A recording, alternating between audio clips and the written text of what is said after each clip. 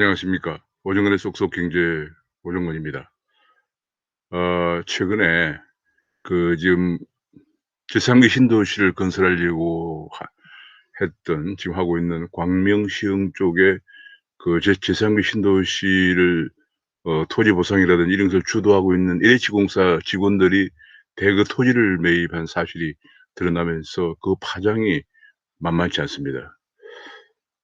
잘못하면 지금 문재인 정부 25번째 부동산 대책, 모처럼 공급 대책을 내놨는데 그 공급 대책이 지금 큰 위기에 직면할 가능성까지도 커지고 있는 그런 상황입니다. 오늘은 이 문제에 관해서 한번 그냥 자연스럽게 한번 말씀을 나눠보고자 합니다. 이번에 이번에 이제 부동산 이사 대책에서 큰 핵심적인 것이 83만 호의 주택을 공급한다는 것인데 그 핵심적인 내용 중에 하나가 시흥 광명을 중심으로 한 제3기 신도시 이미 한 5군데가 지정이 되어 있고요. 시흥 광명 쪽 제3기 신도시를 지정한다. 그런 얘기입니다. 그 외에도 인제 공공 재건축, 공공 재개발 등 이렇게 해서 거의 대부분 공공 주도 주택을 공급하거나 한다. 그런 얘기가 되겠습니다. 근데 사실 지금 현재 그런데 이번에 광명시흥에 제3기 여섯 번째 신도시를 건설하려고 한 지역에 신도시를 이번에 이사 대책이 발표되기 3 개월 전에, 그러니깐 11 월, 12 월, 1월 3 개월 동안 집중적으로 LH공사 직원들이 제가 보니까 약 한 3 개월 동안에 30건 정도의 토지 매입이 집중적으로 일어났습니다. 이번에 처음이 그리고 한 달 뒤에 이 조치가 발표됐죠. 이번이 처음이 아니고 작년에 8.4 대책도 있기 전에 8.4 대책 전에 5, 6, 7월 동안에도 107 건이나 LH공사 직원들에서 토지 거래가 있었습니다. 그러니까 쉽게 얘기하면 그냥 그 계획을 만들고 있는 과정에서 계획 발표 한 달 전부터 3 개월 전까지 집중적으로 LH공사 직원들이 신도시를 건설하려고 하는 지역의 토지를 매입했다는 거죠. 집값이 오르면 나중에 인제 보상을 많이 받게, 땅값이 오르면 보상을 많이 받게 되니까 인제 그렇다는 거고, 또 땅값이 오르면 보상을 더 받기 위해서 매입한 다음에 거기다가 나무도 심고 가재 도구도 옮겨 놓아서 더 많은 보상을 받으려고 획책했다. 그런 얘기가 나오고요. 또 더욱 놀라운 것은 농사도 짓지 않으면서 거기서 농사를 짓는 것으로 해서 농업협동조합에 가입한 다음에 거기에 그 동네 농협으로부터 대출을 받아서 집을 사는 값의 그 절반 정도를 대출을 받아서 집을 샀다. 땅을 샀다. 그런 얘기가 나오고 있습니다. 더욱 놀라운 것은 1,000 평방미터 이상의 땅을 가지고 있으면은 나중에 신도시를 건설할 때 주택이나 이런 혹은 단독 택지를 분양받는데 특혜가 주어진다고 합니다. 그래서 여러 사람이 땅을 사 가지고 전부 지분 쪼개기를 했다는 거예요. 1,000 미터가 되도록 지분 쪼개기를 해서 나눠 가졌다. 정말 이런 얘기가 지금 계속 보도가 되고 있습니다. 그뿐이 아닙니다. 지금 현재 지금 '이 정도 지원만 했겠느냐.' 관련 공무원들, 관련 정치인들까지도 개입돼 있지 않겠냐, 이런 의혹 보도가 계속 나오고 있고요. 지금 참여연대는 그것도 후속 보도를 터뜨릴 것이다, 그런 얘기까지 나오고 있으면서 한국 사회를 지금 강타하고 있습니다.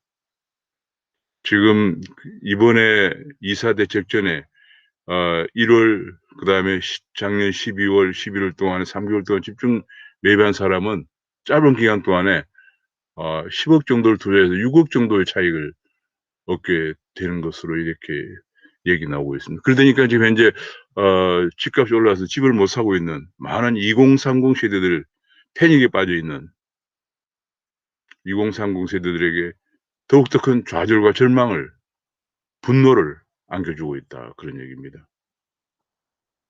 참 이게 말이죠. 지금 LH공사에 이번에 드러난 것인데 이 등산에 드러난 것이 이것이 이번뿐이겠느냐. 빙산의 일각일 것이다. 그런 얘기들이 나오고 있습니다. 그러니까 LH공사라고 하는 것이 인제 어 LH공사는 본래 토지주택공사와 한국토지개발공사와 한국주택공사가 합병해서 큰 공용 공기업으로 탄생을 한 것이죠. 근데 주로 인제 그 탄생해서 주로 한 것이 전국에 노무현 대통령 이후에 약 한 전국에 혁신 도시와 기업 도시라 그래서 한 20여 개 도시를 건설했습니다. 20여 개 도시를 건설하면서 주로 토지를 매입하고 토지를 땅값을 보상해 주는 일을 해 왔거든요. 그런 과정에서 얼마나 이런 일이 많았겠느냐 하는 의혹을 우리가 유추해 볼 수가 있습니다. 이번에 비단 시흥 광명만 그렇겠냐. 그래서 이번에 국무총리실 산하에 합동수사 조사단을 만들어서 의왕 이제 시흥 광명뿐이 아니고 이번에 3기 신도시하는 남양주라든지 몇 군데를 더 조사하라 이런 얘기를 했다고 합니다마는 여러 가지 문제가 많이 제기되어 있습니다. 국무총리실 산하에 합동수사본부가 만들어졌지만은 그것은 국토부가 주요 조사단이 될 수밖에 없고 국토부는 바로 변창흠 장관이 전에 LH공사 사장이었기 때문에 셀프 조사 논란이 또 불거지고 있습니다. 과거에 이런 경우에는 대검 특수 합동조사단이 조사했거든요. 대검 합동조사단이. 근데 이번에는 검찰에도 안 가고 감사원도 빼고 셀프 조사를 하라고 했습니다. 이것부터가 지금 또 논란이 많습니다. 뭐 셀프 조사 가지고 조사가 제대로 되겠느냐? 또 이번뿐이냐? 과거에는 없었느냐? 등등 굉장히 논란이 많이 제기되고 있고요. 그래서 제가 최근에 읽은 책이 하나 생각났습니다. 그 1859년에 영국의 존 스튜어트 밀이라고 하는 사람이 자유론이라는 책을 썼는데 이 자유론은 여러 가지 얘기가 많이 있습니다. 핵심적인 내용이 정부의 개입을 최소화하는 것이 개인의 자유와 사회의 발전에 바람직하다 그런 얘기예요. 그래서 제가 한번 읽어보니까 이런 얘기가 있습니다. 정부의 개입을 최소화하는 것이 가장 바람직한데 그 이유는 정부의 권력을 불필요하게 키워주는 것은 큰 해악이 된다 그런 얘기예요. 이건 이제 공기업도 일종의 인제 정부라고 광의 정부에 포함된다고 보면 결국 국토부의 지시를 받아서 움직이는 공기업이니까요. 사실은 택지를 매입하고 개발하고 하는 건 정부의 기능이에요. 정부의 기능을 수행하는 것이죠. 그러다 보니까 지금 이게 이런 일이 굉장히 많이 생기는 건데 결과적으로 이렇게 정부의 특권을 가지고 지금 특권을 가지고 하다 보니까 이게 또 이게 내부 정보를 이용해서 요번처럼 이사 조치를 발표하는데 1월 달 12월 11월 작년 8.4 조치 발표되기 3개월 전에 그 발표 직전에 가서 도시를 그 땅을 매입합니다. 뭐 이런 일이 이번뿐이겠느냐 하는 것은 누구나 유추해 볼 수 있는 합리적 의심이 되겠습니다. 결과적으로 이런 것은 정부의 특권을 많이 부여할 때 정부의 기능이 비대해질 때 생기는 정부의 실패다. 이렇게 경제학에서는 보통 정부 실패로 합니다. 정부가 너무 불필요한 기능을 너무 많이 행사하거나 정부의 기능이 비대해지거나 특권을 많이 가질 때 당연히 올 수 있는 정부의 실패죠. 그건 왜냐하면 특권을 갖고 있기 때문에 특권을 가진 사람들이 그 내부 정보를 이용해서 본인의 이익을 취하려고 하는 그런 현상이 발생하기 때문에 이제 문제가 되는 거죠. 그 특별한 정부에 접근하지 못하는 외부 사람들, 일반 국민들에 대해서 아주 불공정한 분노를 유발시킬 수밖에 없는 그런 결과를 가져오는 것이죠.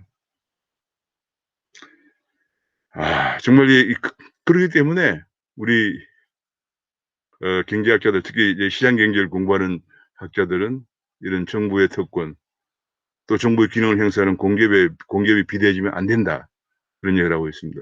근데 문재인 정부는 이번에 금년 들어서 지금까지 문재인 정부 공약을 하기를 공공부문에서 약 한 80만 개 이상의 일자리를 만들어내겠다 얘기를 하면서 특히 공기업에서도 3만 개 정도 일자리를 공약했는데 이미 한 20만 개 정도의 일자리를 추가적으로 만들어냈습니다. 그 바람에 이제 공기업 부채만 엄청 증가했죠. 부채를 계속 지난 박근혜 정부 때 공기업 부채가 너무 많대서 줄여왔는데 이거 다 증가해 가지고 500조가 넘는 상황이 되었고요. 그 500조가 넘는 상황 중에서 가장 많이 부채를 지고 있는 데가 바로 이 토지주택공사 LH공사입니다. 영어로 간단하게 LH공사라고 이름을 바꿨죠. 지금 130조 정도 부채가 있는데 조만간에 몇 년 내에 200조까지 달할 것이라는 분석 보도가 나오고 있습니다. 근데 LH공사 이 부채 누가 갚느냐? LH 갚을 수 없어요. 너무 빚이 많기 때문에. 200조는 돈을 몇 년 뒤에 200조 되는 누가 갚습니까? 결국은 나중에 우리의 지금 집을 못 사고 분노하고 있는 이런 정부에 접근하지 못해서 분노하고 있는 우리 젊은 사람들이 세금을 내서 갚아야 될 거예요. 너무 200조니까 이자만 해도 많기 때문에 제 기억으로 몇 년 전에 정부 예산에서 이자를 갚아주도록 예산을 반영한 적도 있습니다. 왜 이렇게 빚이 많이 늘어났느냐? 토지 보상을 하느라고 늘어났어요. 가장 중요한 것이 정부에 많은 도시를 건설하면서 토지 보상을 하느라고 이렇게 빚이 많이 증가됐는데 그 토지 보상하는 과정에서 이번 시흥광명 같은 사례가 없었겠느냐 하는 합리적 의혹이 제기될 수밖에 없는 상황이 이번에 드러났습니다. 이번에 이제 그 사건 때문에 가장 큰 문제는 지금 83만 호를 공급하려고 하는 그 공급의 주체가 LH공사거든요. 근데 LH공사를 이렇게 이제 신뢰가 바닥에 떨어졌습니다. LH공사를 믿고 땅을 못 팔겠다. 그래서 지금 신도시가 차질이 생길 수밖에 없는 거죠. 그뿐이 아닙니다. 이번에 LH공사는 이번에 이사 대책은 특이한 것이 공공주도 공급 정책이라고 그래서 재건축을 하는 경우도 토지를 미리 LH공사에 선납을 하라고 합니다. 공공 재개발을 하는 경우에도 토지를 미리 선납을 하라고 그래요. 그래서 LH공사 시행사로 들어와요. 종래는 이제 그 조합에서 재건축이나 재개발 조합에서 우리나라에 세계적으로 유명한 뭐 건설회사가 많죠. 뭐 레미안이라든지 자이라든지 아이팍이라든지 이런 걸 건설하는 건설회사들 많잖아요. 그런 회사를 선정해 가지고 시행사로 하고 그 외에 인제 너무나 많은 건물을 짓는 데는 너무나 많은 일들이 많기 때문에 작은 중소건설업체를 시공사로 선정했는데 이번에는 LH공사가 토지를 갖고 오는 것도 아니고 토지를 선납받아 가지고 공짜로 선납받아서 시행사가 됐어요. 가장 큰 파워를 갖게 되고 그 밑에 우리나라 건설회사들이 시공사로 들어온다 그런 얘기예요. 그렇게 해서 공공 재건축 재개발한다는데 이번에 LH공사의 신뢰가 이렇게 땅에 떨어지게 되면은 그렇지 않아도 지금 많은 사람들이 과연 LH공사가 시행사로 들어와서 명품 아파트를 만들어 내겠느냐. 내가 앞으로 살아갈 집을 명품 아파트를 만들어 내겠느냐 해서 지금 현재 재건축 재개발이 시들해지고 있는 그런 상황이고 신청을 하는 데가 아무 데도 없다고 그래요.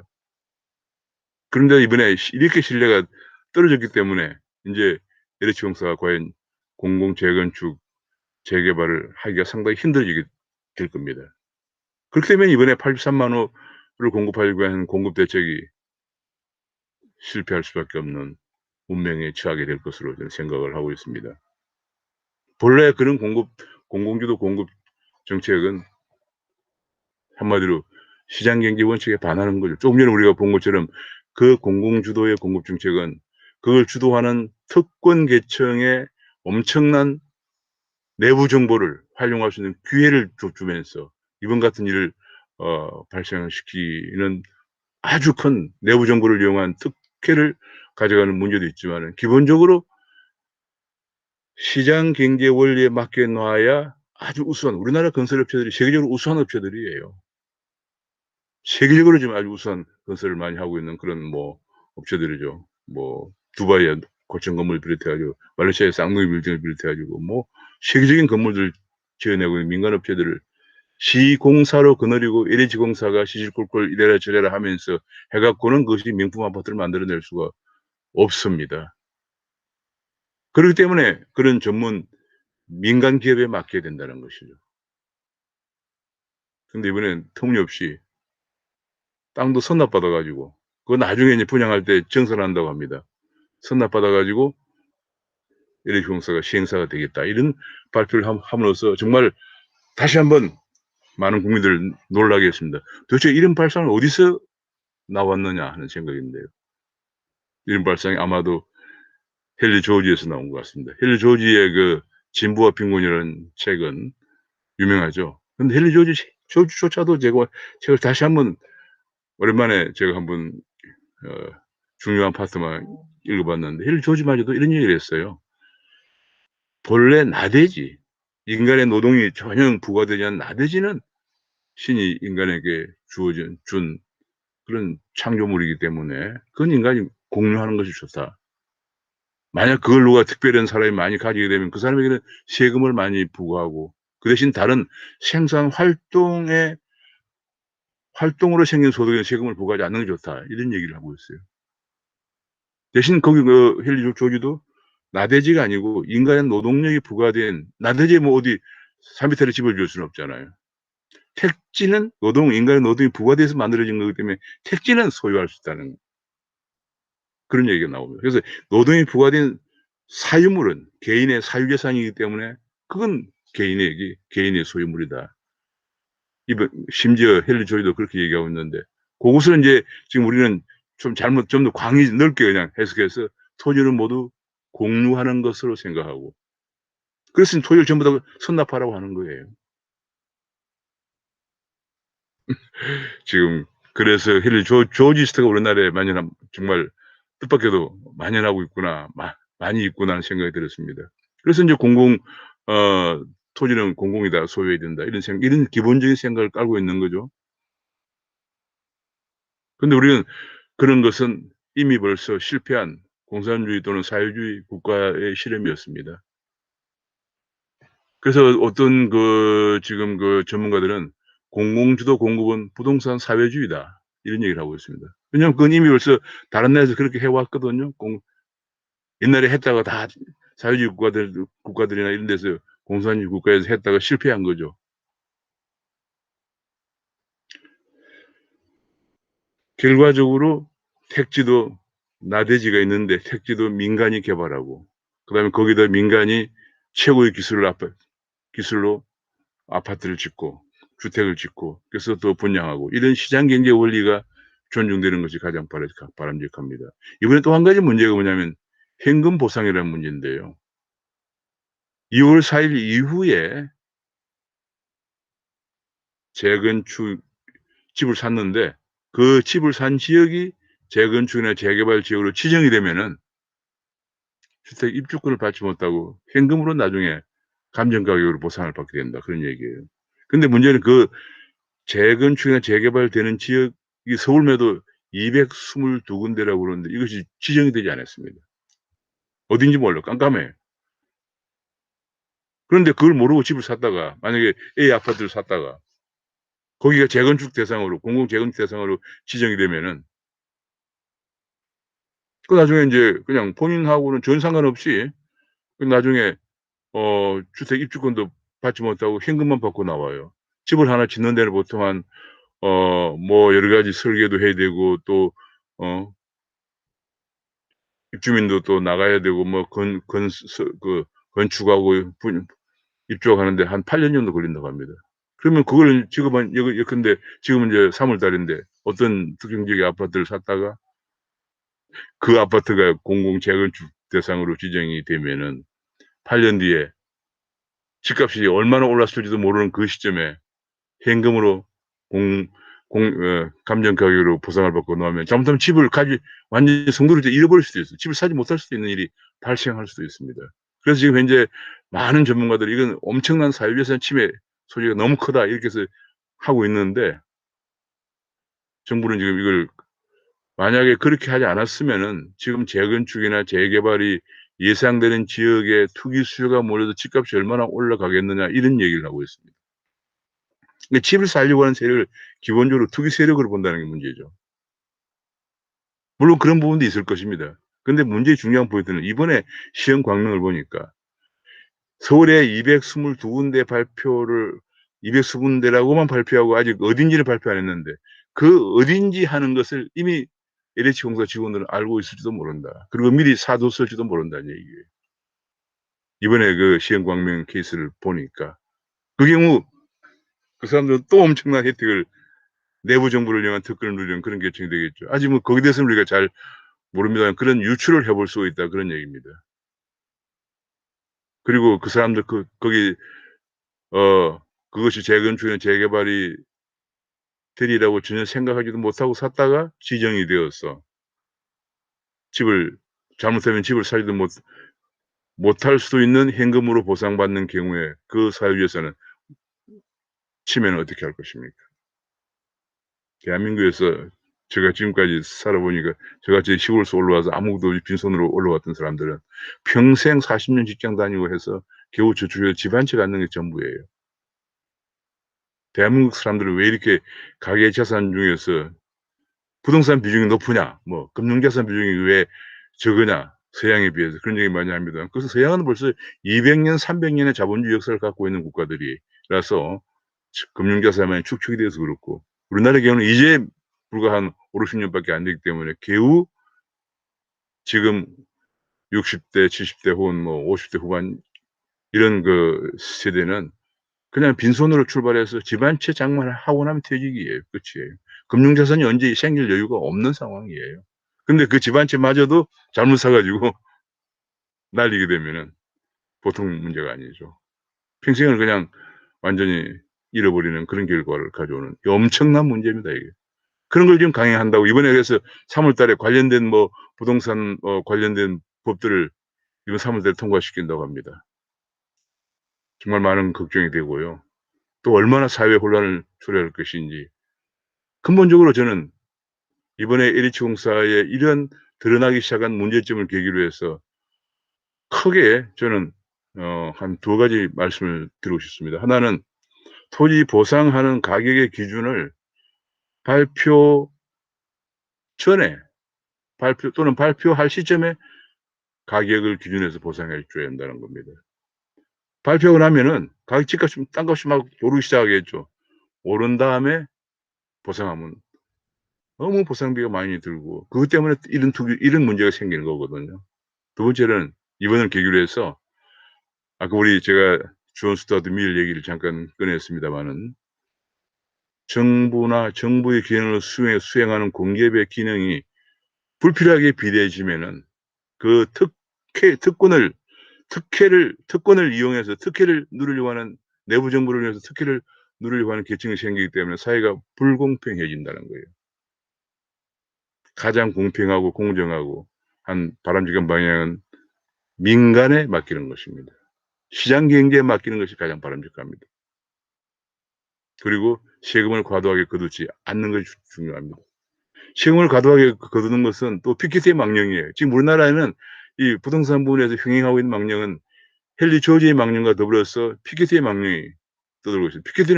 피케티는 자산에 대해서는 세금을 과도하게 피케티의 21세기 자본론 표현은 바로 이렇게 하고 있습니다. 몰수적 세금을 부과해야 된다. 자산을 몰수할 정도의 세금을 부과해야 된다라고 얘기하고 있습니다. 그래서 근로소득만 갖고 살아야 한다 그런 얘기죠. 그러면 퇴직하고 근로소득이 없는 사람은 어떻게 삽니까? 특히 한국 같은 경우는 이제 제가 아까도 말씀드린 것처럼 한 30-40년 직장 열심히 다닌 사람들 겨우 집 한 채 생활하고 집 한 채 남는 게 전부인데 여기에다 몰수적 세금을 부과하고 건강보험료도 거두고 하면 노인 빈곤은 상태는 어떻게 해결합니까? 그래서 저는 그런 부분도 인제 좀 시켜야 된다는 얘기를 말씀드리고 기본적으로는 이번을 계기로 해서 이제는 LH공사에 땅을 팔려고 하는 사람도 없고 LH공사에 땅을 선납하려고 하는 사람들도 인제 없어지기 때문에 이미 신뢰가 땅에 떨어졌습니다. 근본적으로 이 잘못은 변창흠 전 토지주택공사 사장을 비롯해서 밖에서 제3 자가 객관적으로 납득이 될 정도의 뭐 감사원이 하건 대검이 하건 해서 수사를 해서 증거가 있으면 당연히 처벌해야 되는 것이고요. 근본적으로는 정책을 공공주도 더구나 신뢰가 땅에 떨어진 LH공사 주도에서 이제 민간 주도로 전환해야 한다 하는 말씀을 드리고 말씀을 마치겠습니다. 감사합니다.